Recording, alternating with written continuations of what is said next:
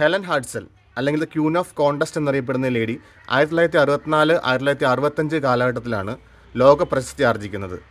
അതായത് അന്ന് അമേരിക്കയിൽ വേൾഡ് ഫെയറിൽ മത്സരത്തിൽ വിൽക്കാൻ വെച്ചിരുന്ന ഒരു വീട് അവർ സ്വന്തമാക്കുകയാണുണ്ടായത്. 1.5 ദശലക്ഷം ആൾക്കാർ പങ്കെടുത്ത ആ ഒരു കോണ്ടസ്റ്റിൽ അവർ വിന്നറായി. സാധാരണ കുടുംബത്തിൽ നിന്ന് വന്ന ഒരു ലേഡി എന്ന നിലയിൽ വ്യക്തമായ ധാരണകളൊന്നും തന്നെ ഇല്ലായിരുന്നു അവർക്ക്. എങ്ങനെയാണ് ഇത് എനിക്ക് നേടാൻ സാധിച്ചതെന്ന് പിന്നീട് അവർ അവരുടെ പോസിറ്റീവ് തിങ്കിങ് എന്നൊരു ബുക്കിൽ പറയുകയുണ്ടായി.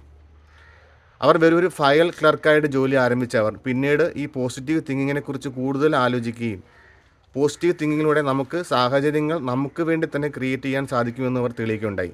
പിന്നീട് പങ്കെടുത്ത എല്ലാ കോൺടെസ്റ്റിലും അവർ വിന്നറാകുകയാണ് ഉണ്ടായത്.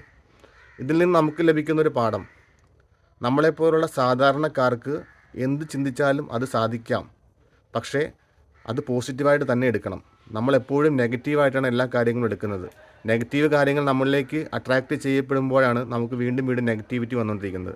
അപ്പോൾ പോസിറ്റീവ് അഫർമേഷൻ അല്ലെങ്കിൽ പോസിറ്റീവ് തിങ്കിങ്ങിലൂടെ ഏതൊരു സാധാരണക്കാരനും ഉയരങ്ങളുടെ കൊടുമുടി ചൂടാം അല്ലെങ്കിൽ എന്തും സാധിക്കാമെന്ന് തെളിയിച്ച ഒരു ലേഡിയാണ് ഹെലൻ ഹാഡ്സൽ.